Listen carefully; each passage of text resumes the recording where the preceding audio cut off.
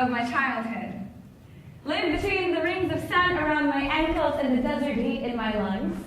I still believe that nothing washes worry from tired skin better than the Nile. And my grandma's hands. Every day, I go to school with the weight of dead neighbors on my shoulders. The first time I saw bomb smoke, it didn't whine and billow like the heat from the kitchen hearth, but it forced itself on the dark forest sky, smothering the sun with tears that it stole from our bodies. The worst thing about genocide isn't the hunger, the murder, the politics, the government-paid soldiers that chase you across borders and into camps. It's the silence. For 3 months, they closed the schools down because people like us are an eyesore. The first month, we took it. The second, we waited. The third month, we met underneath the date palm trees, drinking up every second our teachers gave us, turning fruit pits into fractions. On the last day, they came with a message, put them in their place. We didn't stand a chance. Flushes them meant to dance with silver bullets, so we prayed for the sun to come and melt daggers from our backs. I hid underneath the bed that day with 4 other people. 12 years later, and I can't help but wonder where my cousins hid when the soldiers torched the houses, threw the bodies in the wells. If the weapons didn't get you, the poison would. And sometimes they didn't want to use bullets because it would cost them more than we did. What does it matter? I've seen 16 ways to stop a heart when you build nations on someone's bones. What sense does it make to break them? And one day, when the choked on rifle smoke, my father washed the blood from his face, and uncles carried half the bodies to the hospital, and the rest to the grave that we watched. For every funeral we planned, there were 60 we couldn't have to stand in the Sahara. It tastes a lot like powdered bone. And when the soldiers came, our blood on their ankles, I remember their laces, scarlet footprints on the floor.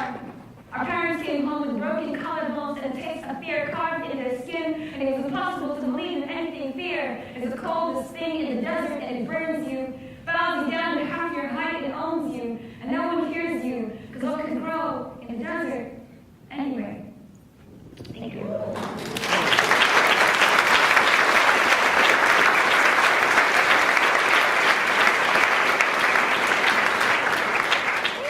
Okay, so that's the poem that opens up the student. I call people like us. I always joke that I can't name my poems, so somebody else should probably name my kids. But we'll cross that road if it wouldn't get there. The next poem I want to share with you, well, I guess a little bit about me is that, I was born in Sudan, I lived in Yemen, I grew up in Philadelphia. So I'm like a Sudanese, Afro-Arab, Muslim, woman, person, basically I grew up really confused. And what I wanted to share is just a little bit about that confusion and how poetry helps me out. A little fun fact is the first poem I wrote went like this. Lions are light brown. I think they like to sit down. It's not in the book. So I'm going to skip around a little bit because I don't want to, talk forever. Oh, because I could. I totally could. Okay, ready? This is called Classrooms. The first time I was asked to leave a classroom, the teacher said I was too smart, that the other kids needed to catch up. For generations, the women in my family have been denied a seat in the classroom, and there I stood, repeating the cycle for a completely different reason. I wonder if the teacher knew the bite of hunger that drove me to her doorstep. If she tasted sorrow's gift that sowed the silence on my tongue. Did she know that this language tasted like sandpaper the first time?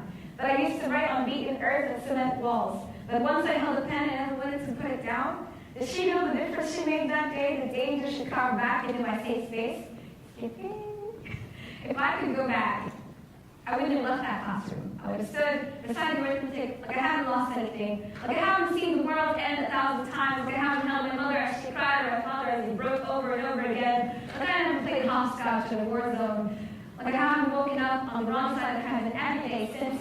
Where I come from, the opposite of learning is death, the price of speaking is flesh, the weight of being a woman scars deeper than the most unforgiving of wounds. But not today, not knowing my sister, not in this room, not in the next side of the world where I can stand, me here, women proud, speaking. The world didn't try to erase me, wearing my wings and vaulting fixed rays toward the sky. Where resistance is an act of defiance. Live. Thank you.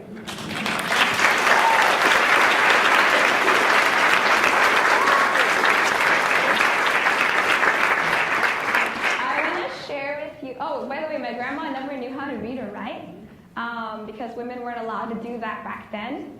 But she showed them, because I'm her granddaughter, and I graduated from Yale University.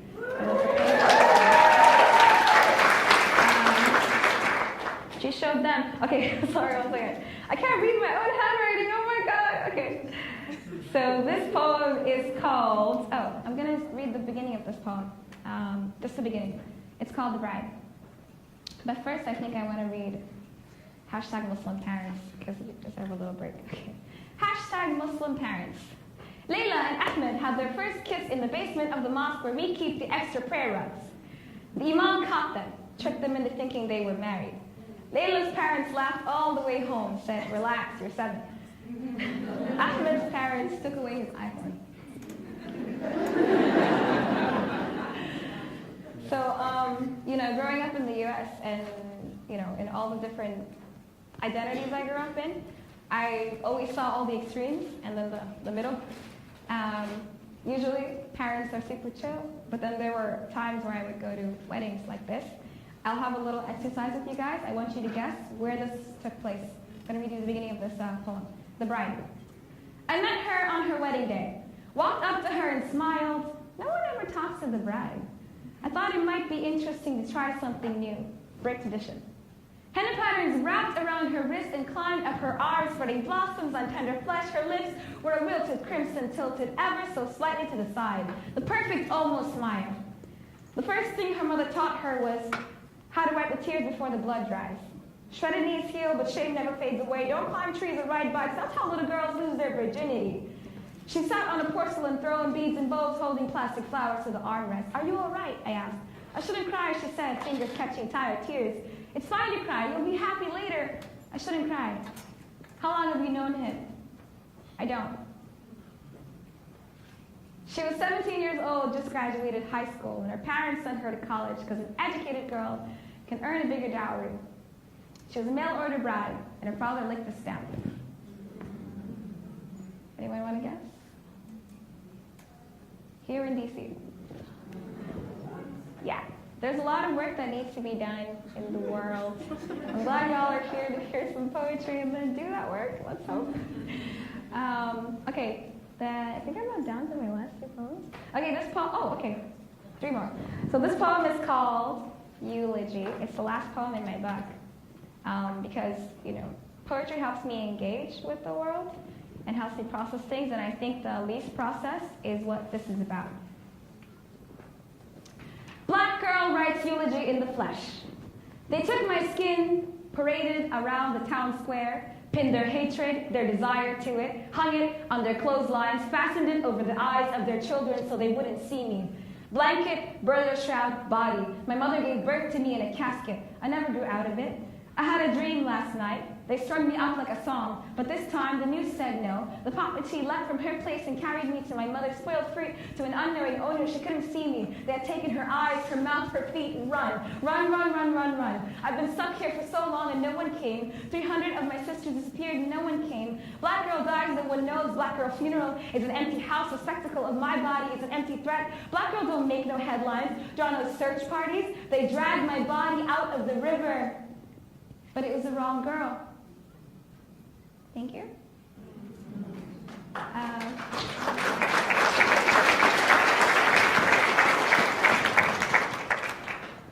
Okay. This is a little bit of, a lot of people ask me why I smile a lot, even when I'm talking about some pretty awful things. I think it's because the people in my life and in my family and just everywhere, they help you lift yourself up, and I think, they just put love back in your life when you least expect it. So I wanted to share this love poem with you guys. Do you want me to end with the love poem, or, because I have 2 more. End with the love poem, or do it now? I forgot what the second option is. Love now? Yeah. All right, here it goes. Okay. Oh, wait, I guess I should probably read this one first. Sorry, I'm going to bring it down. Hold up. No, this is the beginning. This is a random one. Just pretend I wasn't speaking for the past, however long. Okay, this is called Bullets. My father's voice yanked me awake. My brother had been shot. I had never felt fear like that, waiting for that first breath on the other side of the line at a hospital half a world away. The thing we've been fighting for the past 11 years had reached the capital and burrowed itself into my next of kin. I'm 21 years old, I'm 24 now. And I know more about death than about living. My life experiences revolve around massacres and funerals. I know how to start revolutions, but I don't know how to lose myself. I don't know how to give in to this thing called youth because I've seen how it ends. I called my brother an idiot, and he said, live free or die. He said, freedom is a question of life. If you do not reach for it, then you're not alive. This distinct flavor of anarchy stinks of murder, stains like the blood of a good patriot, and leaves a bitter thirst in your mouth only quenched by liberation. That week, burning cities made me feel numb. Bullets made me think of my brothers. I closed my eyes and I prayed. I dreamt of lead, of gutted window panes, of Damascus, of Gaza, of Baltimore, and when I awoke, breathing made me feel guilty, makes me feel guilty. Like I should have been there, like I should have fought, like I should have stood and faced the firing squad. When you fight for freedom, you stomach pain like that. This body should be lined with bullets, one for each of my brothers and sisters who stopped a bullet for me. Okay. There we go. Wait, last time over here. What is this poem called? Oh, yeah, there it is. Okay. So here's your love poem. I said you mean my love poem. Sorry. It's called No One Says How Easy It Is to Fall in Love or How Hard It Is to Stay There.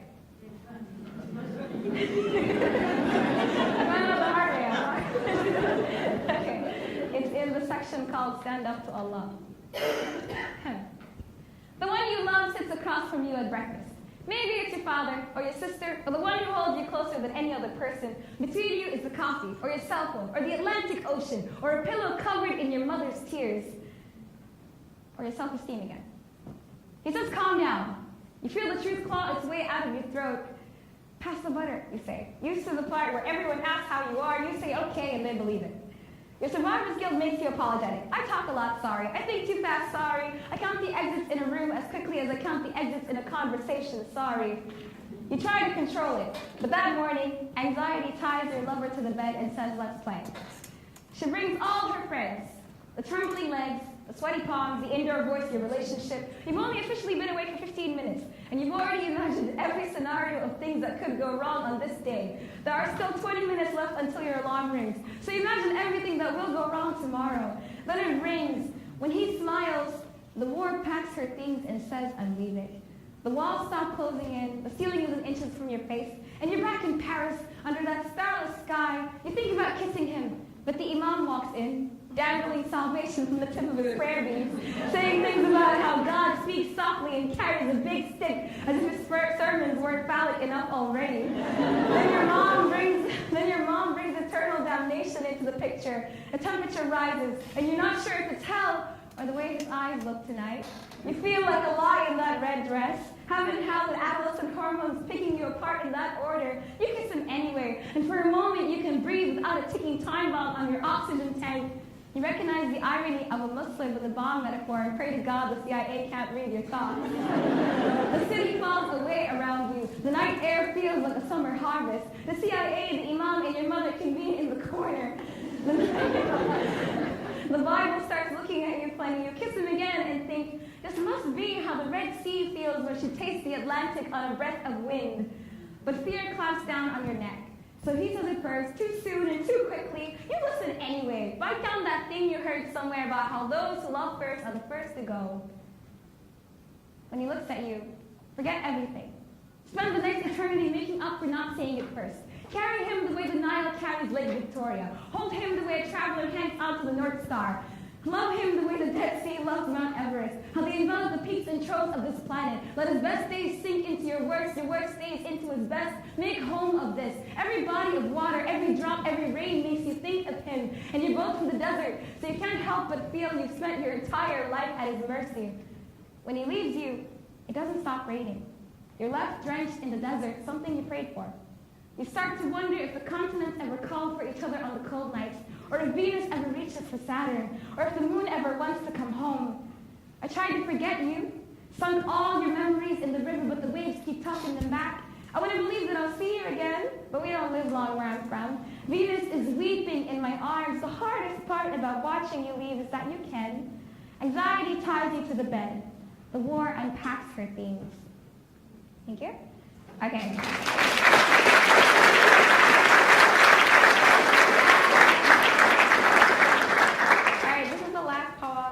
Unless you guys, do you guys want to hear a joke?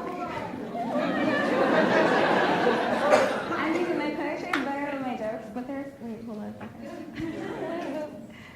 Oh, there we go. Okay, this is the one poem called How to Translate a Joke. And then I really am going to stop, because I probably should. Okay. I'll only do the first part of this poem. How to translate a joke. A man walks into the market looking for a date. He asks the village playboy for help. The village playboy says, watch and learn. He walks up to a girl selling honey and says, do you have any honey, honey? She swoons, gives him honey and a kiss. He walks up to a woman selling flowers. Do you have any flowers, you rose? She melts, gives him flowers and a kiss. He walks to a third woman. Do you have any sugar, sugar? She practically dies. Gives him sugar and kisses him twice. The playboy comes back. Your turn, stud. The man apprehensively walks up to a woman selling dairy and says, do you have any milk, cow? Realize that humor transcends all boundaries. That laughter is a language that knows no borders. That this joke I heard in Arabic makes perfect sense in English and French and any other dialect. Realize that we call women cows in every language. You laugh. You're all guilty.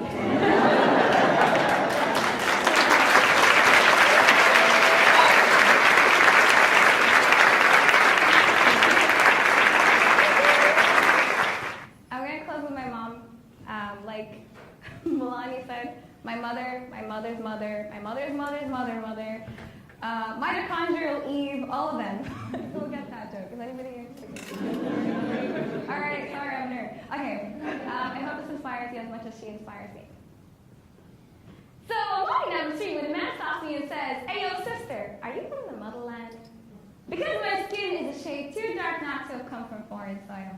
Because this garment on my head screams Africa. Because my body is a beacon calling everyone to come flock to the motherland. I'm like, yeah, I'm from Sudan, why? He said, yes, you is, because you got a little bit of flavor in you. Don't get me wrong, I'm just admiring what your mama gave you. Let me tell you something about my mama. She can reduce a man to tattered flesh without so much as blinking. Her words fester beneath your skin, and the whole time, you won't be able to stop cradling her eyes. My mama is a woman, flawless and formidable in the same step. When we walk into a war zone and have warriors cowering at her feet, the mama holds all of us, in her face, in her body, in her blood, and blood is no good once you let it loose, so she always holds us close, keeping us safe from caving in. When I was 7, my mama cradled bullets in the villas of her rose. That same night, she came home and taught me how to get gunpowder out of cotton with a bar of soap. Thank you.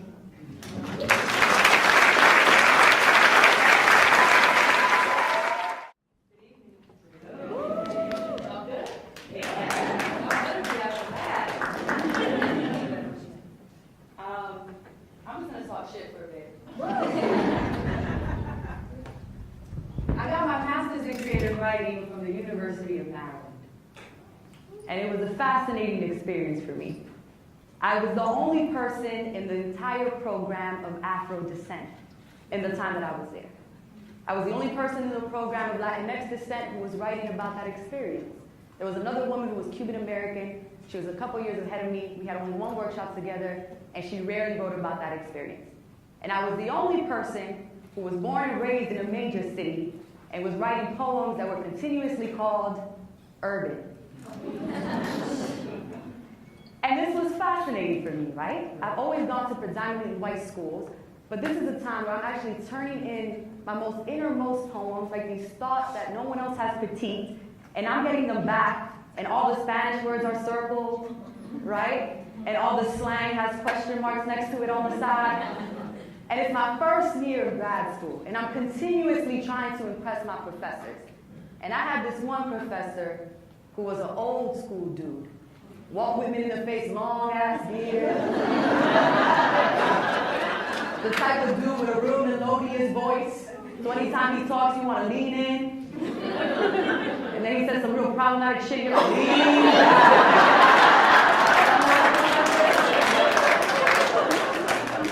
So he comes to class one day, and he's like, I just read the most amazing poem about deer. And I have no beef with deer, right? I think medicine is delicious. Not hating on anybody's wildlife. But I think that there's this stereotype about poetry, that it's about the flowers, the clouds, and the deer. And because grad school classes are long, for 2.5 hours, this professor goes on and on about this deer poem. Then he goes one step further. And he looks at everybody in the workshop and he says, I want everybody in the room to write an animal ode. And you know, an ode is a praise poem. It's a poem that takes something simple and elevates it to a higher level, right? The artichoke, the pair of socks. These are amazing sonnets, amazing odes. So my professor goes to one class and he's like, what would you write about? And my classmate goes, well, I would write about the blackbird. Not the most original idea, right? Bishop saw it 13 ways, we're good here. I'm a hater, clearly. He goes to another class and my classmate says, I would write about sea anemones. And I'm Googling the table like, what the fuck is this? And then my professor gets to me. And you might be able to tell from my accent, but I'm from New York, right? And there's one creature we know really well.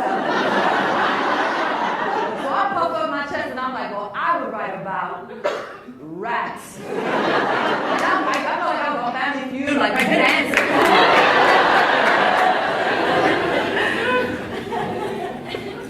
And in front of all of my classmates, in a space I often felt alone, my professor looked at me and laughed.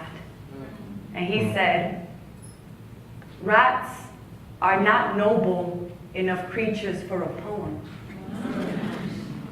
Liz, I think you need more experiences. So I wrote this poem. It's called Rat Ode. It's my official clap back to that professor. But mainly it serves as a reminder for any of us who have ever been told our story is too small or too ugly or too different for high art, that we are all worthy of poetry. So this is for the rats in the room.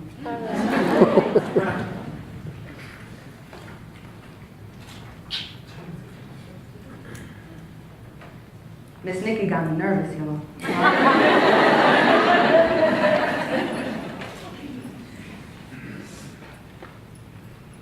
To the rat, because you are not the admired nightingale, because you are not the noble dove, because you are not the picturesque ermine on the dillo or bat. They have been written and I don't know their song the way I know you're scuttling between walls.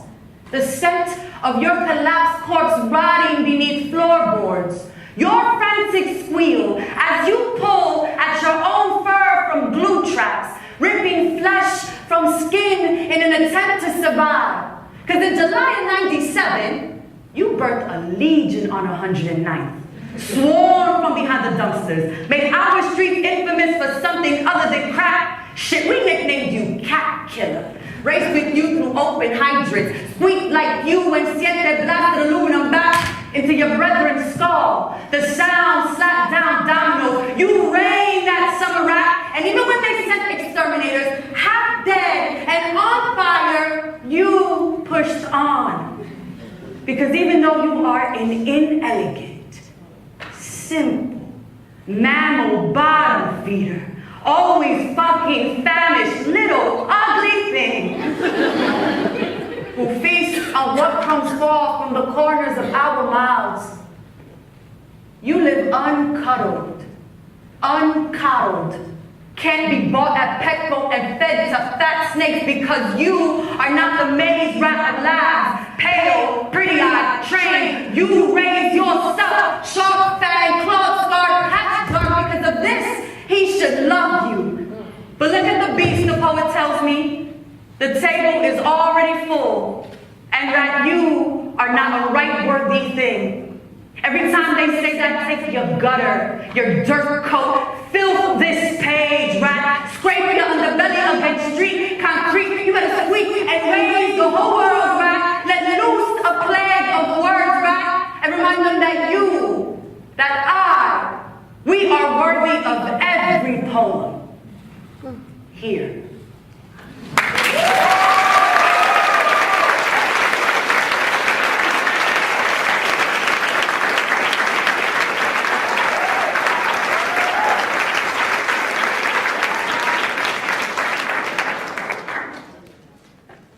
Like Emmy, I also write a lot about my mama. I also write a lot about the injustices that happened in my academic life. Very small injustices, right? But people always tried me. Like, they just say, just sing something. I'm like, did you just say that out loud to my face? Oh, okay. And so this is not a professor, but I happened to go to the George Washington University, which at the time was the most expensive university in the country. And my little bit of that self had not met that many people with that much money ever. And for some reason, my roommate's mother came to my dorm all the time, the first couple of weeks that we were living there. And this piece is a quick one in response to something she said.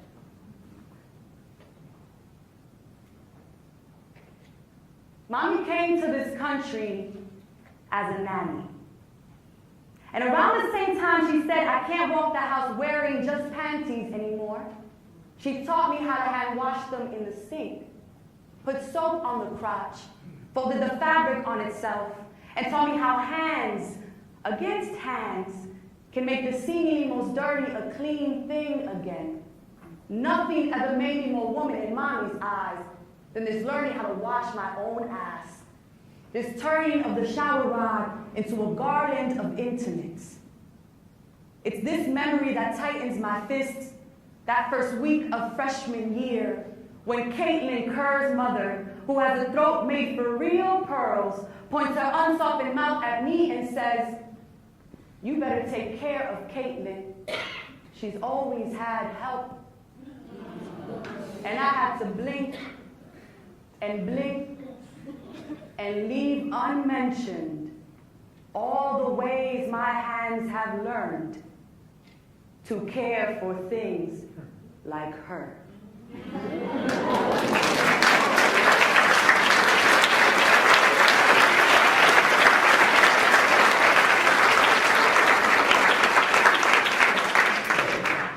I was lucky enough to have dinner with Miss Nikki and with Emmy, and we talked a lot about the body, about women, about patriarchy, and religion.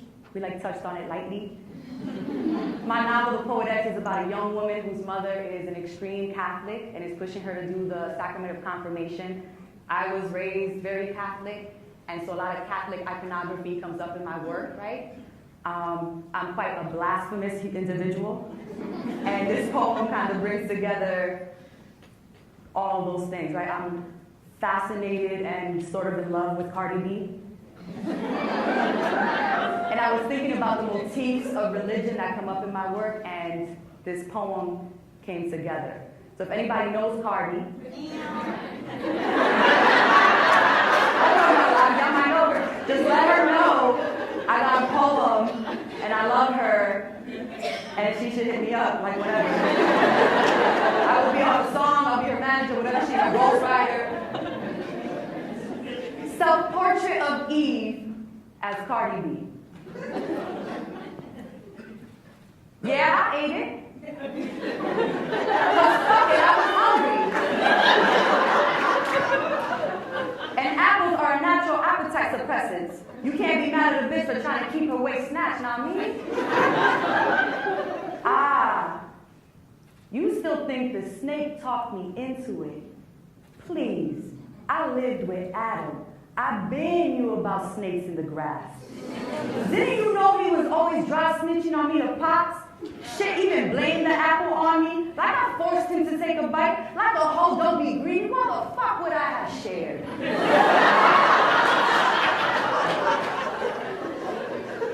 And I'm a charmer. I asked the snake to find the choicest apple, to rattle his tail like a dinner bell when he did. And damn, that shit was sweet. I didn't even wipe my chin. Why the fuck would an untamed thing like me ever crave a shepherd, ever crave an Eden, when all I ever needed was the wild of this here wolf?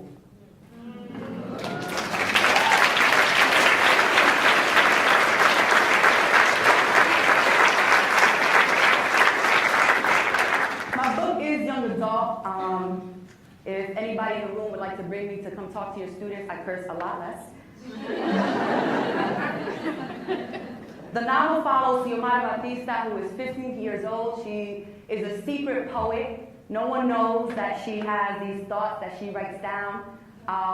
She is someone who is hyper visible. She developed really young. So whenever she's walking on the street, someone always got something to say to her about her body, but no one ever asks what she thinks. And so I'm just going to read the first couple of pages to give you a sense of how Xiomara would describe herself. It is a novel in verse, so it's all told through the poems that she writes. I am unhideable, taller than even my father, with what mommy has always said was a little too much body for such a young girl. I am the baby fat that settled into D cups and swinging hips, so that the boys who called me a whale in middle school now ask me to send them pictures of myself in a thong. The other girls call me conceited, hoe, thought, fast. When your body takes up more room than your voice, you are always the target of well-aimed rumors, which is why I let my knuckles talk for me, which is why I learned to shrug when my name was replaced by insults. I have forced my skin just as thick as I am. Mira muchacha is mommy's favorite way to start a sentence. And I know I've already done something wrong when she hits me with that, look, girl. This time it's, mira muchacha. Marina from across the street told me you were on the stoop again, talking to los vendedores. Like usual, I bite my tongue and don't correct her because I hadn't been talking to the drug dealers. They've been talking to me. But she said she doesn't want any conversation between me and those boys, or any boys at all. And she better not hear about me hanging out like a wet shirt on a clothesline, just waiting to be worn, or she will go ahead and be the one to wring my neck. Oíste, she asks, but walks away before I can answer. Sometimes I want to tell her, the only person in this house who isn't heard is me. I'm the only one in the family without a biblical name. Shit, Xiomara isn't even Dominican. I know because I Googled it.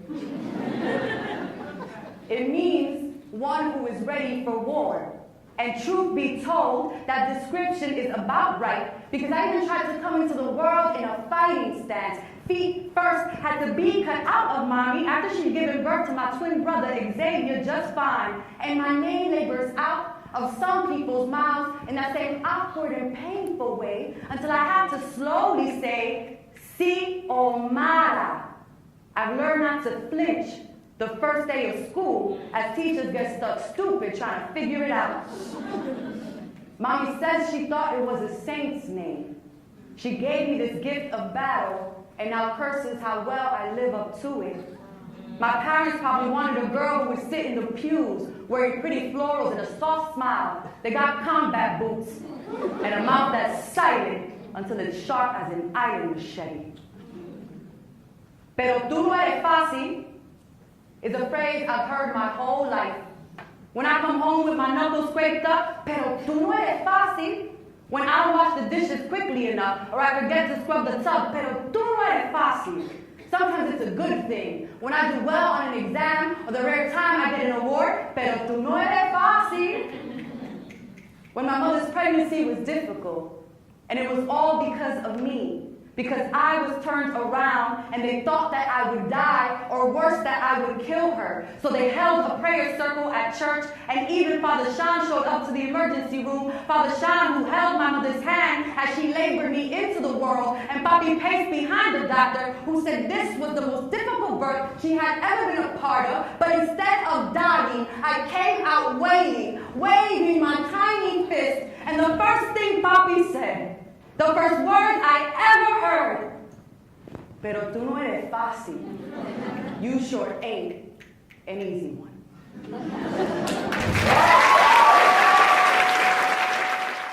Well, it's a pleasure being with both of you this evening. I just turned 75 a couple of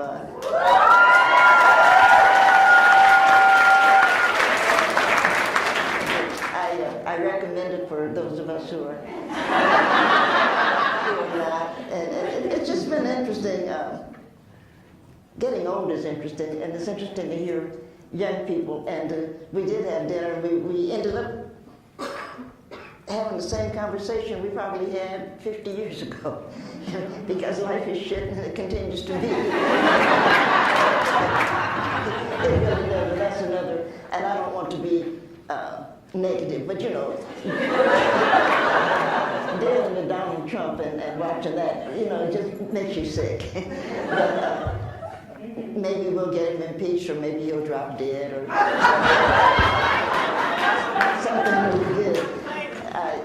I want to, not that they need me to do it because you don't, but congratulate my young poets on what they're writing. My latest book is A Good Cry, and I've just been writing, and I guess I've always just tried to write what made sense to me. And it's been an amazing thing to me that people have read me. And I don't even know how to explain that. I say to my students, I teach at Virginia Tech, and I say to my students, you know, most of the literature that we read is 200 or 300 years old, and the person who wrote it doesn't know that they're still being read. And it's true. And it's the hardest thing, because I think that you guys, and let's talk about it later, you live in a world that you want to be known.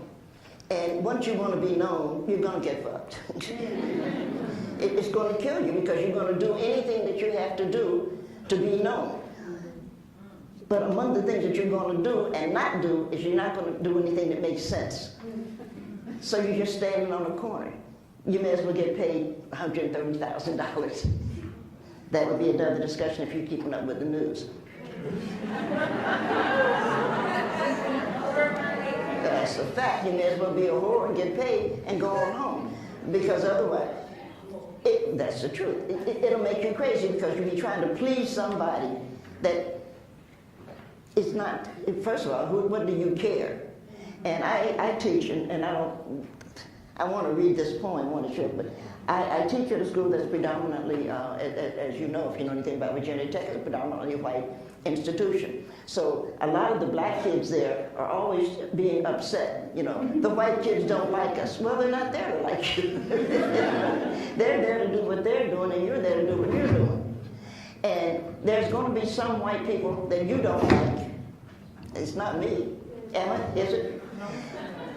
It's going to be some white people that you don't like, and it's going to be some white people that you do. And your job is to find the people that you like, and forget about the people that you don't.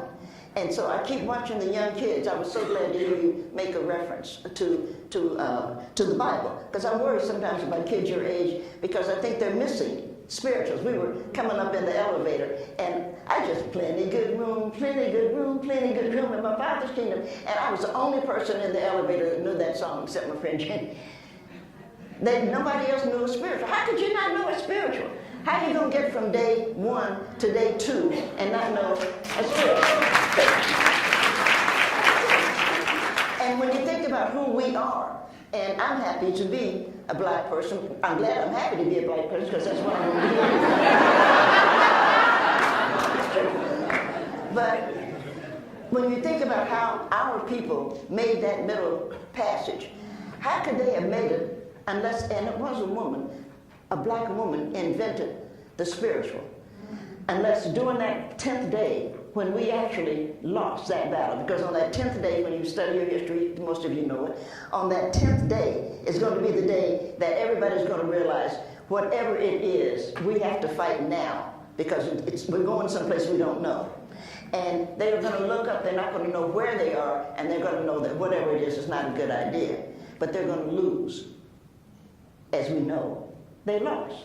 And everybody wants us to be embarrassed about losing. You can't be embarrassed about losing. Somebody needs to tell the South, Donald Trump, and all those sons of bitches, y'all lost. I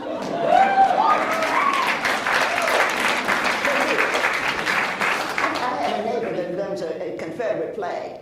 And one day I'm going to just get mad and just walk over and say, you know, son of a bitch, you lost.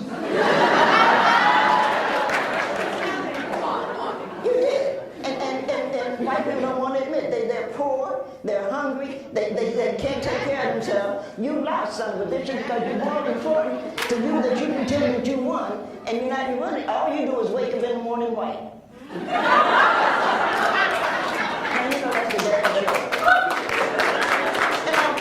In all fairness, the least you can do is wake up being black, because at least you can say, I'm black, you're not really black. But that's the another discussion. And I didn't mean to Did we? I just thought I'd mention that.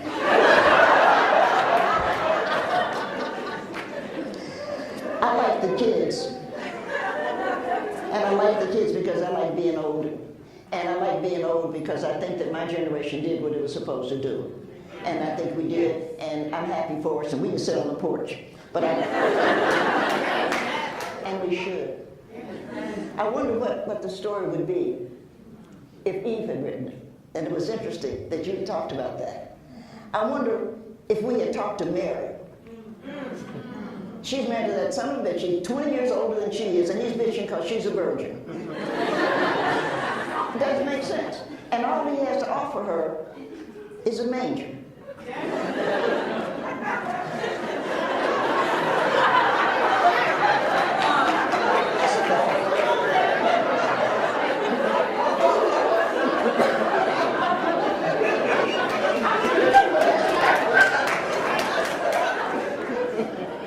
And she's kind enough to say it's all right.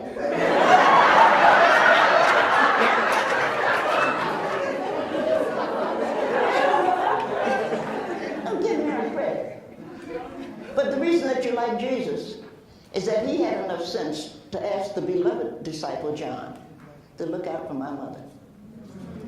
He had enough sense to do that. And you have to like Jesus, but this poem is not about Jesus. This poem is about Black Lives Matter.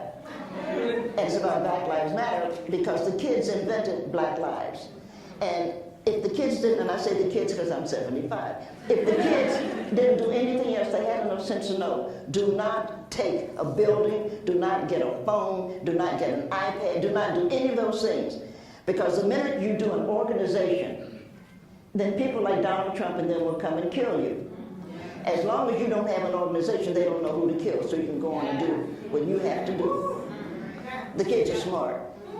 Because what's going on in American days, really, it's insane. It's really just, it's crazy. I have to think, there's something going on, that I'm missing something. And I think about, you know, how Trump says, oh, I'm smart. I know that I am smart, but I know that I am missing something. Because something's going on that doesn't make sense. And I do know this, and I just want to share this one, and then I'll read this poem. I do know that if Earth is going to do anything, if we're going to do anything with space, and I'm always thinking of space as being up, but space could be down, it doesn't matter, because we don't know where space is. Earth is in space. But whatever Earth is going to do with space, we're going to have to send black women into space to do it for us. Because it's true. Because we're the only people that get along with everybody. So if we go to Mars or something like that, and when you go to Mars, you know, there'll be, the aliens are there, you know, they'll rape you. I got raped. And they'll say, oh, you'll end up in Mars, you know, you'll end up with these funny children. I got funny children. We created the food here. We created the songs here. So the only people to go into space for Earth is going to be, of course, a black woman. Because whatever it is in space, we'll get along with them. We will have their children. We will name them. We will love them. And nobody else on Earth knows how to do that but us.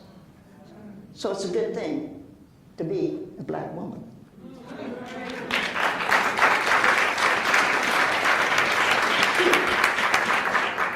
I'm not ashamed of our history because I know there's more to come. I'm not ashamed of slavery, neither brought nor sold, because I know there is another answer. I'm not ashamed of dark or light skin, straight or curly or nappy, let's call it that, hair. I'm not ashamed of thick or thin lips. Nor that time we waste singing and dancing. We taught the white folks to sing and dance too. I'm proud of Simon of Cyrene. Nobody made him help Jesus. He did his part. I'm proud of the woman who moaned on that ship on the 10th day for admitting, if not the defeat, then certainly the change. I'm proud of the rappers who rap, and I'm especially proud of the fact that black lives do matter. We do. We honestly do.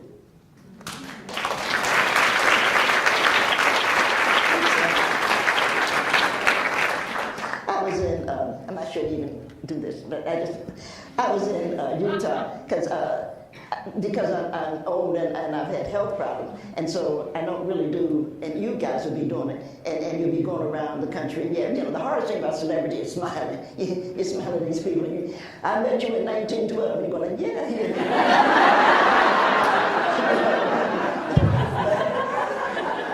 I cut my West Coast track, because it was too much. I didn't have that. Jen usually travels with me so that I'm not alone. So if I fall out in the airport or something, people know who I am. So I'm in the West Coast, but we cut the West Coast out. And so we did Seattle, which I love oysters, so we had to do Seattle. And then we did Utah, and it's Utah I want to tell you about, because I ended up in Utah. It still is the funniest thing, because in Utah, I'm having, of course, high school and college kids, but the high school kids are like all other white, and this is Salt Lake City. The white kids don't know who you are, And so you walk out on stage and the white kids are looking at you, and it's okay. Black kids don't know either. And they're just kind of looking at you. And so I thought we should start this with, I know you don't know why you're here. Which of course woke them up, because at least the bitch is, telling the truth. I said, I'm here because I'm a poet, and so it's like, I said, you always know you're on it. I am a good poet, and that was going to. I said, but the reason I'm here is that I am an excellent poet, and so this was going to make everybody, okay, what's she doing? Where's she going? And the reason that we know that, and the reason that I know I'm an excellent poet, is that I have written good poems. I have written bad poems. And I have written excellent poems. What makes you here for me is that I know the difference.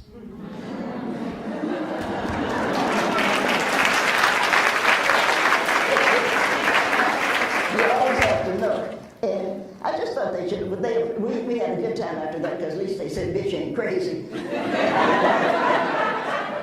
But I was talking just briefly about the spiritual. The spiritual is going to emerge, ultimately, of course, into rap. But between there, it's going to come into the blues. And I'm a blues fan. And I'm always being amazed, because I can't really see you now. This is why I keep taking my glasses. I can't because of the way the lights are.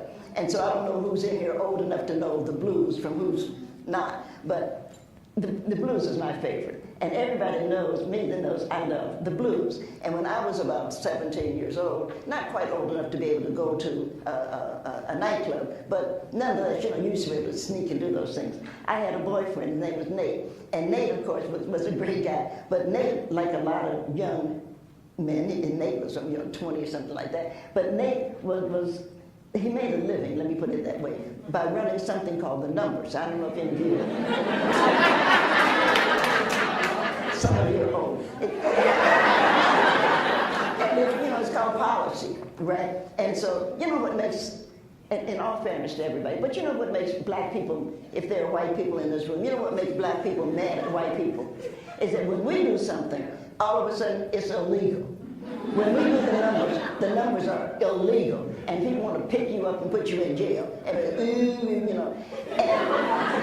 the minute that all of the white people put all of the black people in jail about it, they create something called the lottery. It's not right. And now you see it, so all of the white people are playing the lottery. When we were playing it, it was illegal. But that's what Nate did. Nate was a gambler. And my parents, for a reason I will never know, because my mother's gone now, but my mother, I don't know what my father thought about him, because Gus made me crazy anyway, but my mother liked Nate. I guess Gus would have liked him also. My mother liked him, and Nate knew I loved the blues.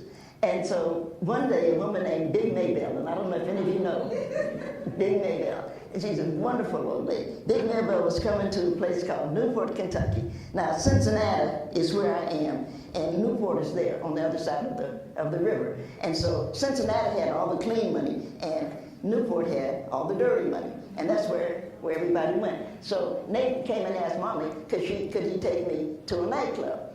And of course I was young, so it's like, oh, he's gonna take me to the nightclub. Mommy, I don't know why Mommy said yes, but she said, oh yeah, you can do that. I wore, at that point, which you cannot tell by what I have on tonight, but I wore high heels then, and I wore, dresses, and so I was looking really cool. And I did another thing that somebody was talking about, your husband. I drank gin fizzes. And I thought gin fizzes were cool, but everybody in this room who drinks knows that gin fizzes are not really drinks.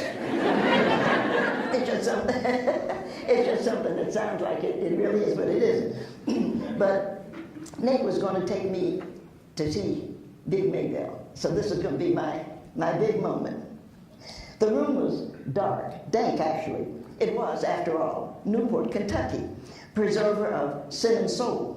My boyfriend, whom my parents trusted, though Nate did not deserve their trust, was taking me to a nightclub. George Rattleman would be sheriff one day and would close Newport and Covington down, and Cincinnati would suffer. The living room, Mark Murphy, Les McCann, the mighty Amanda Ambrose, fresh from Chicago. Newport had the blues and gambling, though the biggest gamble was probably with your life. I wore high heels then and dresses just a bit above my knees. I also drank gin fizzes because, let's admit it, that's not a drink. Nate said, I have a treat, so Mommy let me go to this dark room that was down dank steps, where I coolly walked in with one of the gamblers who everybody knew. We could see through to the back before the performers came to the mic. The stage jingled, and Candy, I call my sugar Candy, was belted out. And there she was, 2 tons of incredible womanhood, balanced on stiletto heels, wrapped in a black silk dress, talking about her Candy. And I, who was born in Knoxville, Tennessee, met one of Tennessee's greatest gifts to the world, the girl from Chattanooga. Shake it, baby, shake it. That woman would never sell Girl Scout cookies or be seen collecting for diabetes. She would never make calls for crippled children somewhere in Africa, nor head up the blood drive, no. No. She'd be leaning over her back fence in a man's pair of house slippers with a cigarette just sort of dangling between her lips, singing, laughing. Yes, ma'am, that was Big Maybelle. I stamped and clapped and shouted, shake it, Sister Maybelle, shake it, shake that thing.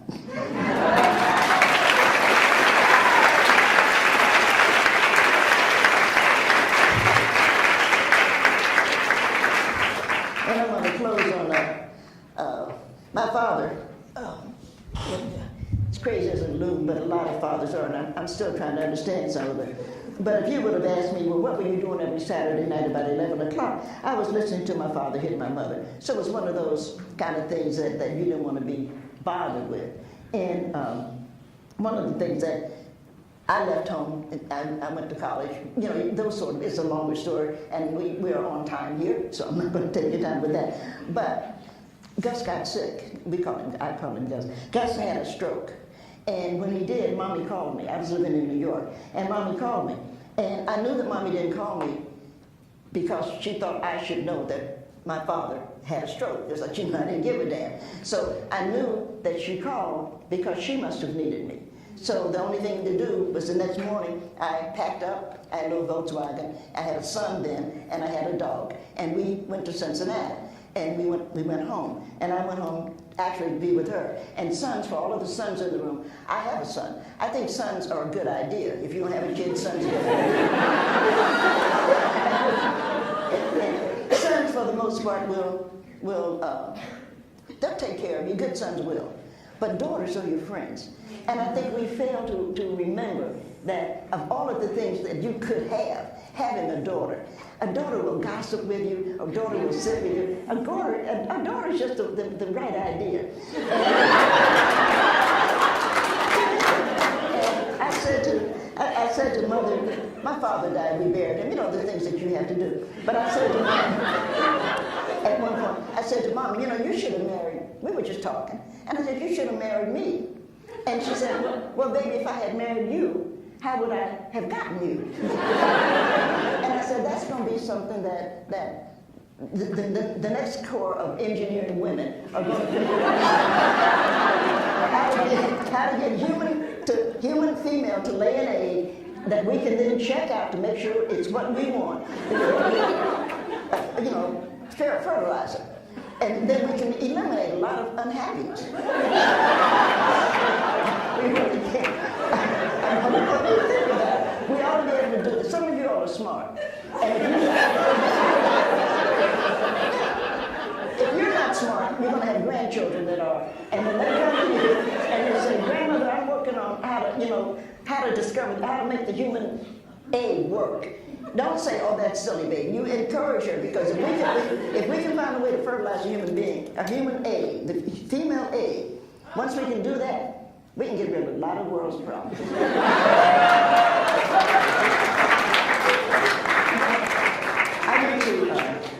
I went to an Episcopal school, St. Simon's School, and St. Simon was named for Simon the Cyrenian.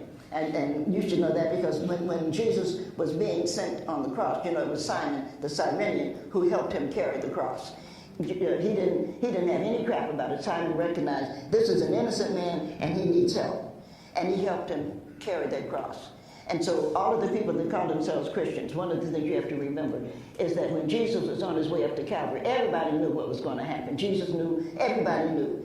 But it was Simon that said, "Yeah, but I'm going to help him carry that cross as far as I can." And that's a good thing, because we all have a bit of a cross to carry. And when we do our best. I know crying is a skill. I automatically wipe my eyes, even though I know crying is a skill.